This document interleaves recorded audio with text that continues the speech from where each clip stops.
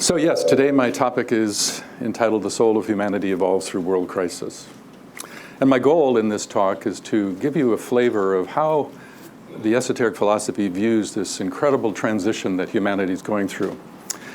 And if you haven't noticed, it's getting kind of crazy out there. Have you noticed? Yeah. And yet, in a certain sense, this craziness out there is entirely predictable, entirely anticipated for a variety of reasons. So I want to dive into that aspect of it. And also, I want to help you understand that what we're going through now is actually a test to see if we're ready as a humanity, as a one humanity, to rise to the next level of where we're moving as a collective whole. One of the things to keep in mind as we talk about this subject is that humanity is its nature is to evolve through crisis. We evolve through crisis. And there's a reason for that. And to explain that reason, I have to talk a little bit about what is called the soul of humanity itself, the soul of humanity. You know, it's interesting to think about the notion of the soul of humanity as if humanity has a single soul. And esotericism would say absolutely. It's a single living being in a way. And that my soul and your soul are cells of consciousness within that collective beingness. And so to the extent that you individually are living your soul nature, you're contributing to the upliftment and support of the soul of humanity as a whole. But I want to kind of lay out why do we say that there is a soul of humanity? And that the underlying principle of that is what is called the principle of hylozoism, or the hylozoistic principle. So let me first explain that to set our context. Esotericism teaches that, in a way, hylozoism has two definitions. One definition is that there is no such thing as inorganic anything. If you think about it, this philosophy basically says that in the ultimate sense, there's only one thing, one living being, one living principle. Some people call that God. Other people might call it Brahma. Other people might call it universal intelligence. You call it what you like. But that one life, we often call it the one life, incarnates itself in and as cosmos. It's the one becoming the many. The one becoming the many. And unlike the Abrahamic theologies that have historically emphasized this notion that there's a God out there and a creation here and some sort of gulf, esotericism says, no, it's not God and creation, it's God as creation. And God as creation is an entirely different thought form or understanding in terms of your relationship to the greater life. In the ultimate sense, because you are part of the one life, it means that you are the divinity that you seek, in a certain sense. You are the divinity you seek. And that divinity in each of us, in its truest sense, is what Doug talked about yesterday when talking about the monad. The monad is pure life, it's pure beingness, it's the God within you. While the soul in you is the Christ within you, the monad is the God within you. But when that one life, so the idea here is that hylozoism basically says that if there's only one thing in existence, one principle, one living force, then how could anything escape the embrace of that one life? Even the stones we walk upon must have some measure of livingness, because nothing can escape the full embrace of the one life itself. But the more important definition that I want to share with you today is this, that hylozoism basically says that every unit of life is a cell within a vaster unit of life. And I like to use an example. Like if I take a cell in my hand, that cell is considered a being, an entity, a unit of consciousness, infinitesimal, no question. But it's still a unit of life. And if you've ever studied cellular biology, it's not really hard to imagine that a cell it has its own consciousness in a certain sense.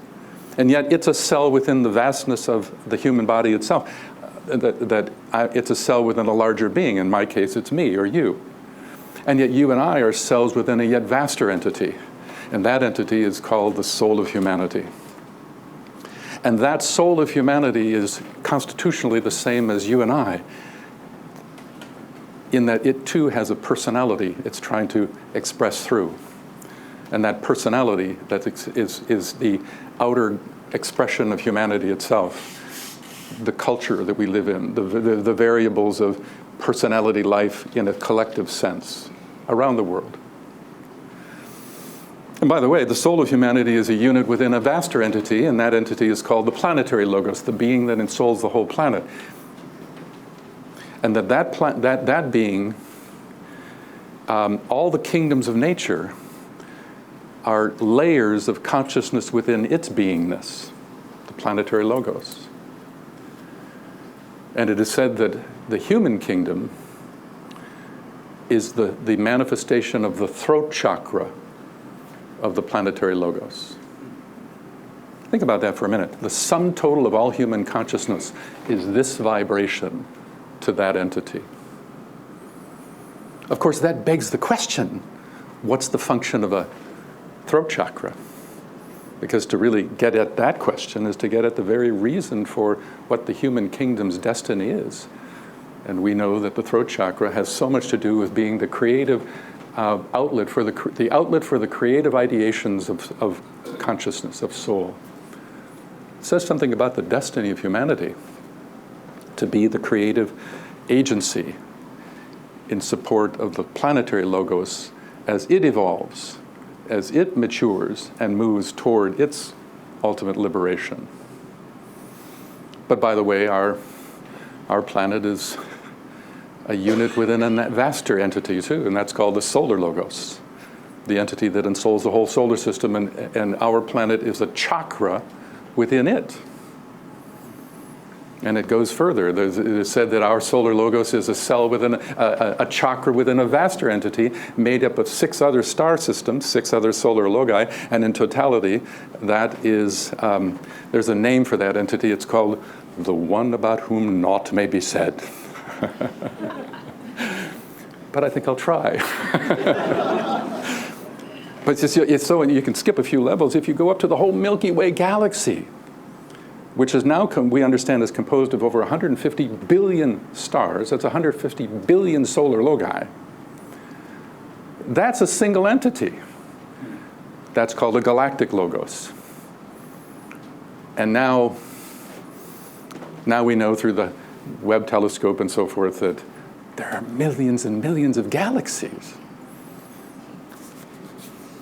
So I always think that, I always think to myself, when somebody comes up to you who's new on the path and they have some meditative experience and they say they've reached universal cosmic consciousness, all I can say is turn and run. Turn and run. Not even the solar logos could make that claim, you see. But I'm providing that as the context because I want you to understand what we mean by what is the soul of humanity, the soul of humanity. Now, the thing about it is that the soul of humanity is also governed by a ray. And it happens that the soul of humanity is a manifestation of the 4th ray. And the 4th ray, as some of you may know, is called the ray of harmony through conflict. Harmony through conflict. It's not called the ray of harmony and conflict. It's the ray of harmony through conflict.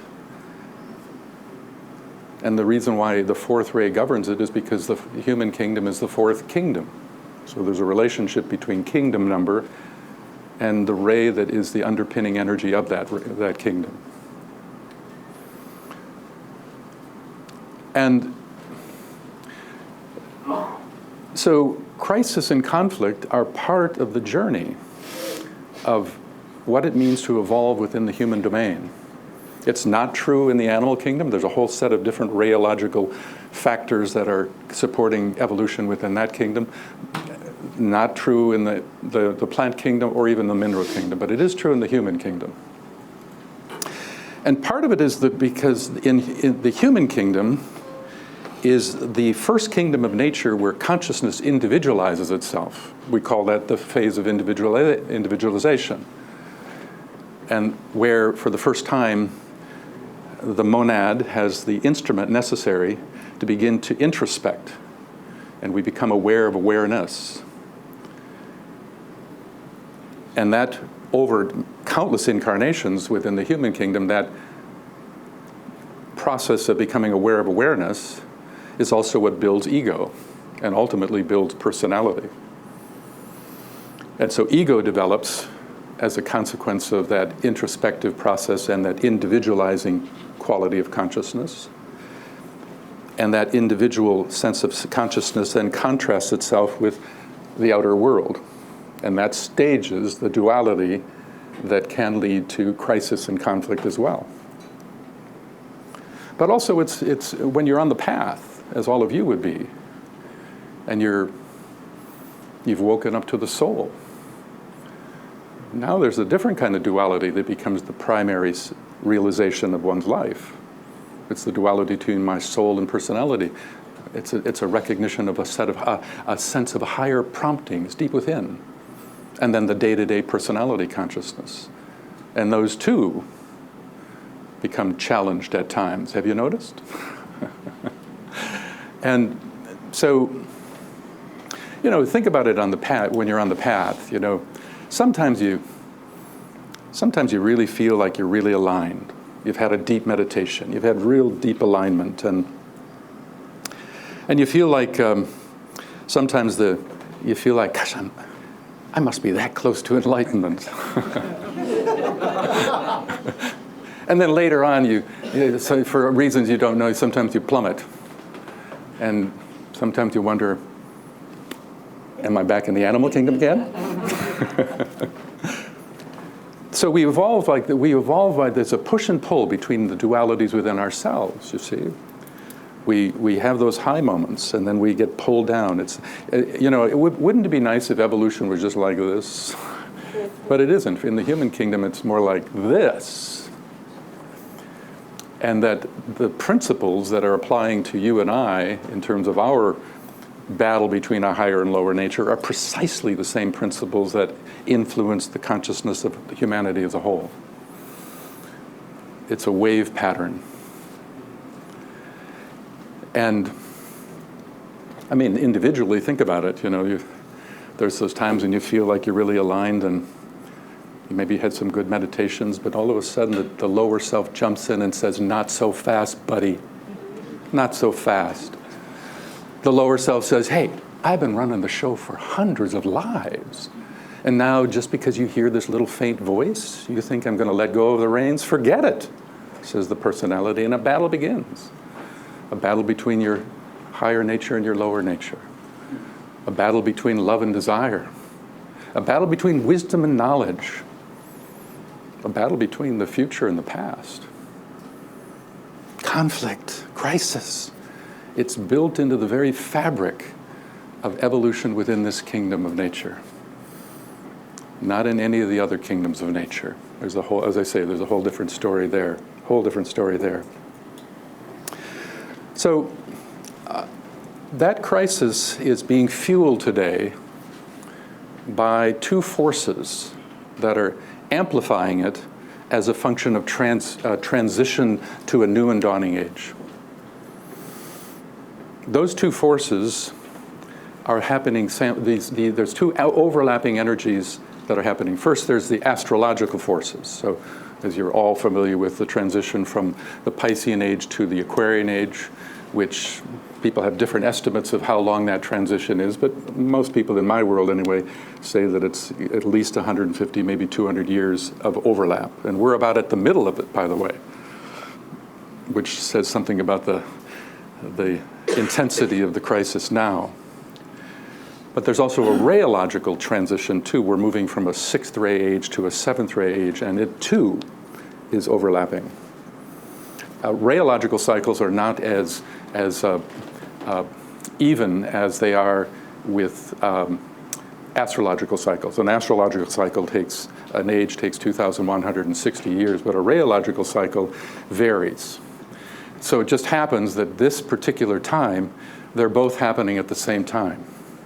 But what's the implications of that? Well, the implications is that it means that there are these forces these dual forces that are energetically influencing the collective consciousness of humanity as a whole. You've got Piscean energy shaping subtlety, the mental plane and the emotional plane, etc. You have Aquarian energy. You have sixth ray. You have seventh ray. And so what it's causing is it's causing people to become identified with those one of those two energies. And that's creating greater and greater polarization in society. Have you noticed that? There's not a lot of synthesis. There's not a lot of middle ground. But that's the underlying notion here, is that two forces are playing out. And these are incredibly different forces. And by the way, the sixth ray and the seventh ray have a deep correlation to the Piscean age and the Aquarian age. The Pisces, for instance, is governed by two rays, and one of them is the sixth ray. Aquarius is governed by the fifth ray, but its ruling planet, which is Uranus, is a seventh ray entity. So we see the seventh ray playing out through the Uranian influence in Aquarius. And these two energies are totally different, totally different. The sixth ray is called the ray of idealism and devotion, while the seventh ray has got a few names, but it's also called the ray of ceremonial order and magic. And so we have these pulling apart, this process of people being identified with one or the other. And it's creating tremendous tension in the world today, and it's building. And that tension has, in occultism, is often called the period of the burning ground. The period of the burning ground. And that's what we're in now. Collectively, we are walking across hot coals. And we are walking across hot coals, and all of humanity is part of that, all of us. And that's why the crisis is global. And the burning ground is said to be a test to see if we're really ready. Are we really ready to move into the next phase of humanity's evolution and to take what is called the first initiation? The first initiation, which is called the birth of the Christ within the heart. There's some other names for it as well. And that every initiation, whether individual or collective, always has a burning ground phase in front of it to prove ourselves. You know, you think about it. You know, I think about my own life, you know, and I invite you to do the same. Think about when you've been through crisis. In myself, you know, it might be a relationship crisis. It might be a financial crisis. It might be a career crisis, whatever it is. For me, when I have those periods in my life, my lower self looks at it and goes, there's no hope. No hope. Just like a black cloud in front of me. And, but I hear a little whisper and it says, take it a day at a time, do your best every moment of the day. So always when I go through those, and that's a burning ground, by the way, so when I go through that burning ground, and eventually I get to the other side of it, might be days, weeks, months, whatever it is, I get to the other side of it, and there's two things that always astound me about that. Number one is that somehow I got on the other side of it. It's like, how did that happen? And it's like, can I trace it? And not really, because it's not a direct line. It's sort of like it's a tough path to retrace how I got here, but I succeeded. But more importantly than that, the second realization is this: I'm different. I'm different. I see life in a different way than I did on the other side of that black cloud. I feel wiser. I feel like I understand human life better. I feel I can understand human suffering more. I feel I can maybe make a better contribution to a better world because of that. I'm different. And I have a feeling that I'm not alone. Maybe some of you recognize a little of that in yourself. Well, that's the key here. We're trying to get onto, we're going through a black cloud. We're walking a burning ground. And it seems like it's hopeless. But we will get to the other side. The question is, how much pain are we going to go through to get there? That's true. But we will get to the other side.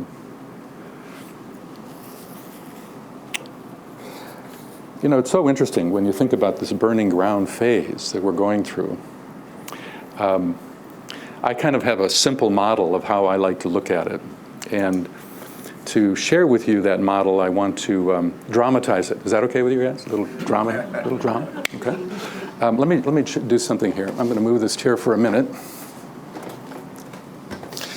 Now, what I want to do is I want you to get a sense of this where, think about humanity. I'm going to break humanity in a very simple model into three parts, three sections of people, okay? And I'm going to do this without any kind of judgment about good or bad, right or wrong. People are where they are. Wherever they are is where you are.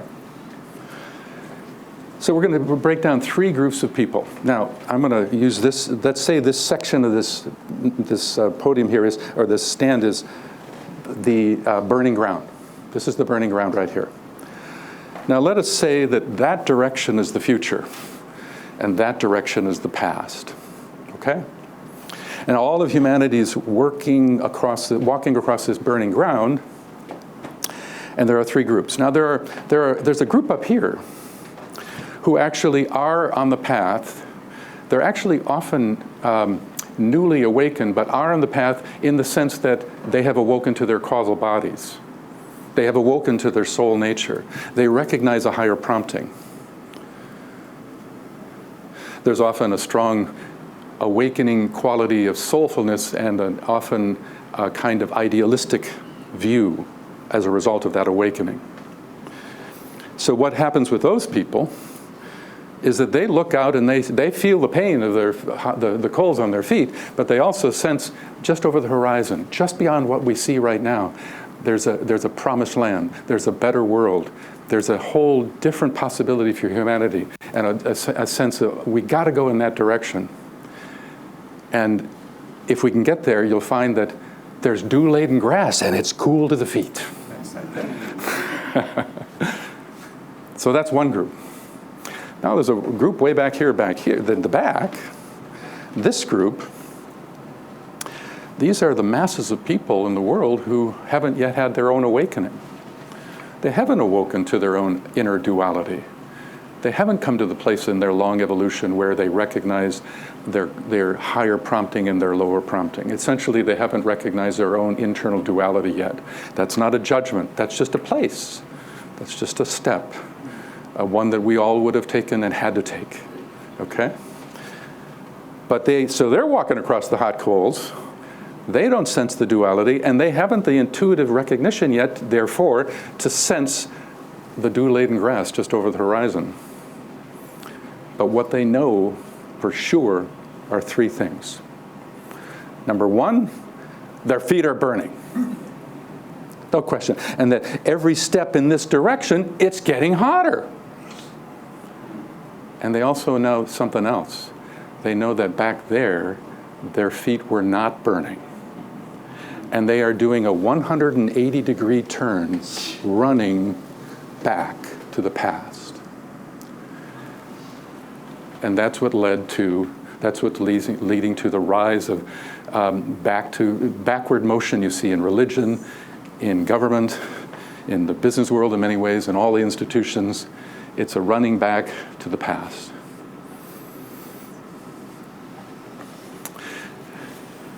The ideas of the past, the attitudes of the past. And a great master once said this, one of the greatest obstacles to humanity's evolution is its habitual relationship to past ideations. You see, this philosophy basically understands that we as a humanity evolve through our relationship to ideations. We have insights that come to us. They shape our thinking. Those insights then become applied in different aspects, science, religion, the arts, etc. And they enrich us as a collectivity. They help us grow. And that's wonderful. But all ideas run their course and eventually become obstacles to the next step, to the next paradigm. I often say, when I teach groups, I often say, that which is your temple today will become your prison tomorrow. The ideas that you hold as near and dear, as long as they enrich you, expand you, help you understand life and evolve, fantastic. But eventually, it'll run its course. And eventually, that temple slowly becomes a prison. And then the irony is, not only does it become a prison, and you become a prisoner of the old ideas, but you also choose to take the role of the warden and the guard. Go figure. So this is what that pull back is. That's going back to, let's go back into the prison. Okay? But there's another group in between the two, friends. There's another group of people. And that group of people are people that they're in the same position as the group up here, in the sense that they too sense the dew-laden grass over the horizon.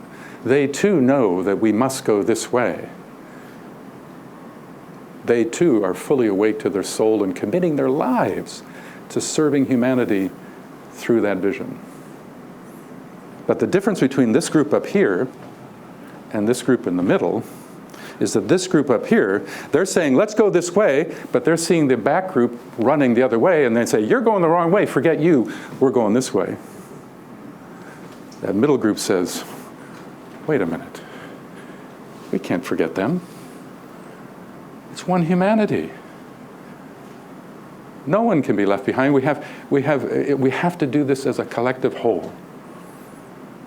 The last weary pilgrim must come home. So if I were to gesture it, it's as if the people in the middle, which I submit to you folks would be, is that you sense where we're going, but you're attending to this direction. And the goal is to try to shape language, shape effect, commit yourself to finding ways of relieving the fear and uncertainty of that group in the back, and using your power to shape your own insights of language and understanding to lift that group, reassure that group, so that they go together in one direction. And that group is what I often call the forerunners, or the esotericists, or the occultists, or in the Alice Bailey world, they're called the new group of world servers. Call it what you like. And that group is the hope of the future. They're a bridging group. They see both sides. They see where we're going, and they see where the resistance is. Everybody following me? You tracking this? Okay. So very interestingly, there is, as we cross this burning ground, there are certain spiritual principles that are said to be the foundation for helping us get across this burning ground. And one of the most important principles for all of us is what is called the principle of right relationship. The principle of right relationship.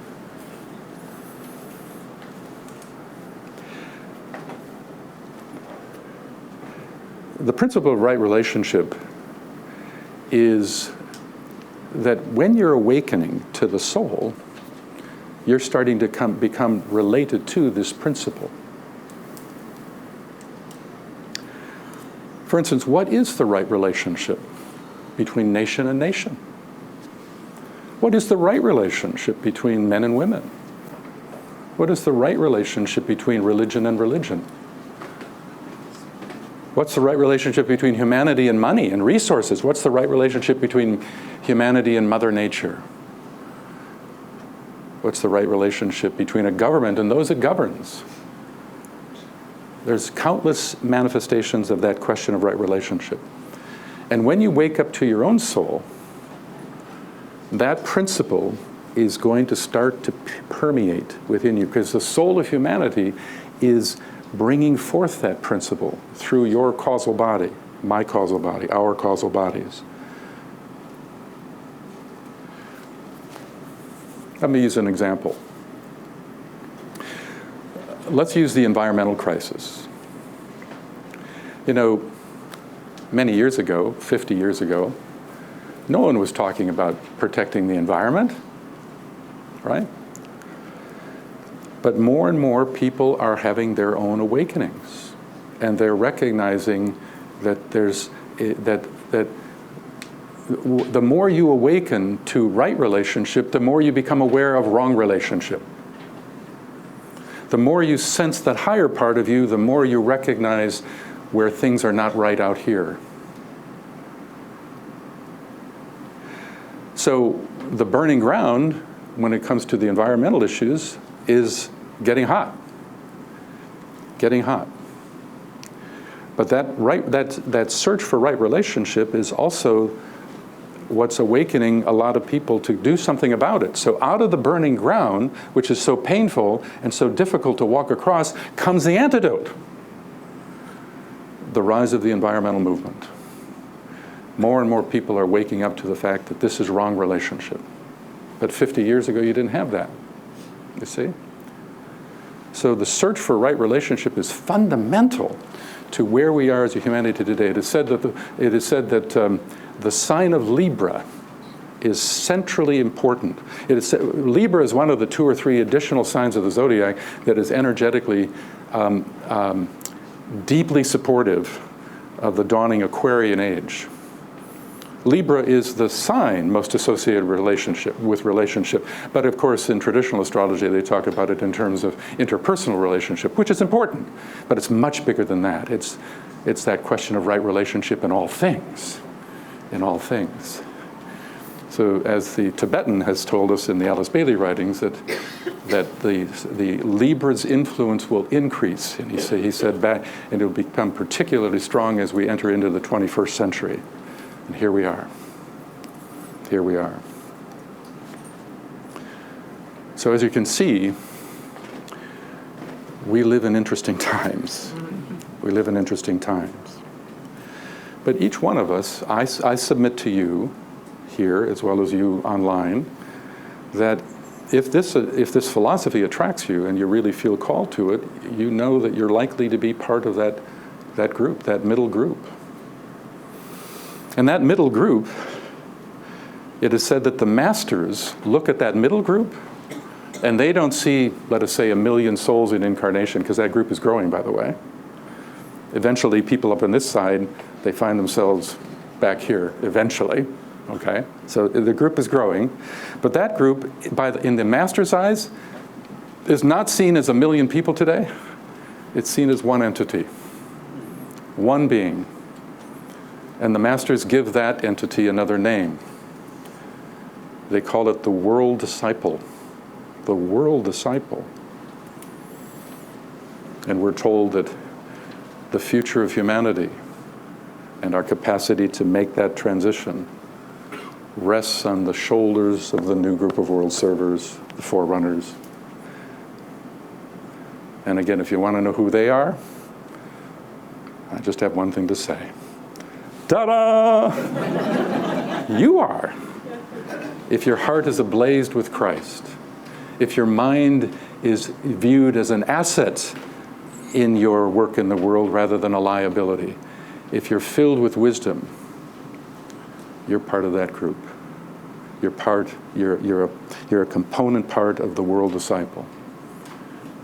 And I'm putting weight on your shoulders, but it's true. It's true. And a huge percentage of people in the world today are part of it and don't even know they're part of that group. The most people that are part of that group are unconscious of the fact that they are part of that inner group. And it's an inner group. It's a subjective group.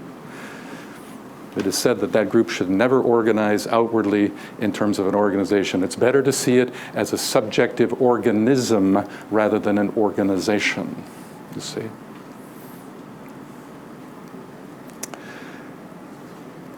So there's a lot of, there's a lot of pressure on people like us to bring our best forward. This is the time when we bring our best forward.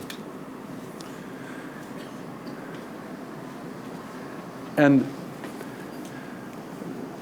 one of the things to keep in mind in order to be more effective in bringing our best forward is to recognize that we have to shift our attitude about good and bad, right and wrong, what's evil, what's not evil. You know, I was, this morning at breakfast, I was speaking to somebody, a couple of people at the table, and I told a little story, and I realized, oh, that story would be appropriate here, so let me share it with you. Because it really hits it's the key concept. Many years ago, I was doing a talk in Arizona, and it was a talk at an alternative church of some sort. I don't remember the name of it. I think it was in Chandler, so we were talking about that. And I was asked to do about a 20-minute talk, and there were several speakers. And it was on a variety of spiritual subjects. And so when I got up, I said to this group, I said, please hold your questions, and if I have a few minutes at the end, I would be happy to respond to your questions. So I began to do the talk. And about 5 or 10 minutes into it, a woman jumps up in the back row, in the back of the group, and she says, she stops and points at me, and she says, I just want to know one thing from you. She says, do you believe in the Antichrist? I wasn't even talking about that. Where did that come from? Where did that come from? But I knew I had a hardcore fundamentalist Christian in my midst. Okay? So I paused, and I said, I actually do. And then I said, I can even tell you who it is. By the way, everybody got really quiet, really quiet. And I said, if you want to know who the Antichrist is, just look in the mirror. That's what I said. And then I said, and if you want to know who the Christ is, just look in the mirror. And I said, because you and I are a place where two forces meet internally. I said, what is Christ anyway? Christ is the quality of love and wisdom and inclusivity, internally experienced. And what is Antichrist? It's any energy that is antithetical to that. You don't have to go running around looking for the evil and the good. Everything is a mixture of darkness and light in differing proportions. The question isn't what's evil and what's good. The question is, what's the ratio of darkness and light here versus the ratio of dark and light here? And in the relativity of weighing that, we can make wiser decisions about how to help humanity move forward. This kind of black and white thinking that historically has dominated us is today becoming truly a more primitive understanding of thought and reason. And one of the greatest tools that you have at your disposal as a servant on behalf of the greater life and service to the greater life, and by the way, it's all about service, friends, you know. The soul is governed by many laws, and the third law is called the law of service. Every soul, its destiny is to work through the personality, the lower self. It needs the lower self to get out of the way. There's the stickler right there. And in the process, it wants to make an uplifting contribution to something beyond yourself, and that's service. But one of your greatest tools is the cultivation of your third eye. It's also called the eye of vision. You know, the third eye is a fascinating subject in its own right, but when you're awake on the path, your third eye becomes an important consideration of how to function. The third eye has many uses and many roles to play within each of us. And I should mention that nobody has a fully open third eye. You don't have a fully open third eye until you're approaching the fourth initiation, which is the gate to full enlightenment. So all of us, we have squinting third eyes. But I always say, hey, that's better than none at all, okay? But through your third eye, you're able to sense the soul hidden in all things.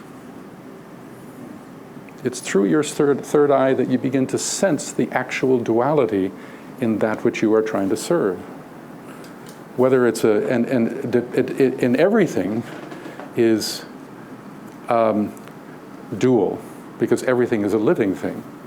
I was just telling you that the soul of humanity and the personality of humanity, but it's also true that everything, like every social institution, is a living agency, whether it's government, science, the arts, culture, religion. These are just categories of human consciousness evolving over the vastness of time. Each has a higher nature. Each has a lower nature. Each is struggling to transform the lower on behalf of the higher, just like you and me. No different. That's the duality there.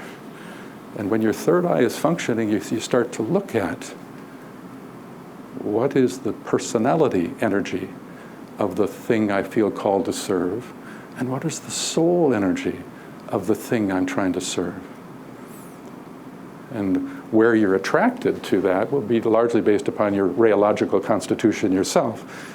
For a third-ray soul, for instance, they're very much more likely, when they're on the path and awake, they're much more likely to be attentive to the world of business and economics, recognizing that effort is the role of business in the big picture is to support the right distribution of resources to ensure the sustenance of all life. Every corporation has a soul and a personality. If you're a first-ray soul, you're much more likely to get involved in leadership or governance. And second-ray souls, which many of you would be, I know that because they always come to my workshops, okay. but often healing and education and the helping professions. But whatever your soul ray will be likely how you will navigate your life and utilize your third eye to be more effective in service to the greater whole. And the third eye plays other roles as well. It has a lot to do with the creative process itself. Some of you might be attending the workshop I'll be doing on Monday, which has a lot to do with practical mysticism and the process of spiritual creativity and magic. And the third eye is a key component in the creative process.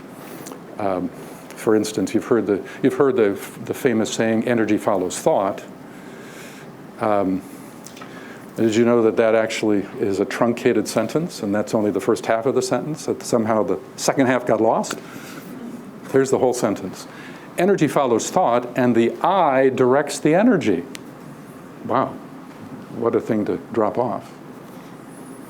So in your work of making a difference, not only does the third eye help you to see the soul in the agency or the field that you're serving, but the third eye is also helping you to recognize how to take your wisdom and your love and your understanding and how to move it forward correctly to make that uplifting contribution to the betterment of something beyond yourself. Crucially important, friends, crucially important. So, because we're in this tremendous transition period, friends, incredible transition period, you as a soul, you as an agent in support of the greater life, are needed more now than ever in history. Your wisdom stored within your causal. You have so much wisdom, each of you, each of us, has so much wisdom stored in the causal body as wise faculty. Every incarnation you've gained wisdom. And that wisdom is carried from one incarnation to the next. That's what reincarnates your causal body. And it's holding all the acquired wisdom over countless incarnations. That's a great asset today. That's why sometimes the causal body is called the treasury. And there's nothing more valuable, in a certain sense, than the content of your causal body. But that wisdom is needed. And there's a kind of responsibility, because remember, you're also part of an inner ashram. There are 7 ashrams according to the 7 rays. And your soul, if you're a second ray soul, you're part of the second ray ashram. And your purpose is not even your soul's purpose, it's the ashram's purpose. And your soul is simply an outer agent on behalf of the ashramic intention that ashram is committed to. But that your wisdom, whatever rheological line you're on, is needed now more than ever. And that causal body is also filled with love. That's why it's the Christ within you. Your wisdom and your love is so needed now. Humanity needs you now. The ashram is watching.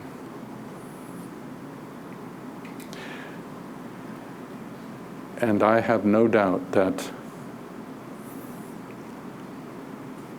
if we do the best we can do in our lives, the Christ will look at all of us and smile and smile. You know, St. Francis once said this. St. Francis said, "All the darkness in the world cannot extinguish the light of a single candle." All the darkness in the world cannot extinguish the light of a single candle. And I just simply invite you to be that candle.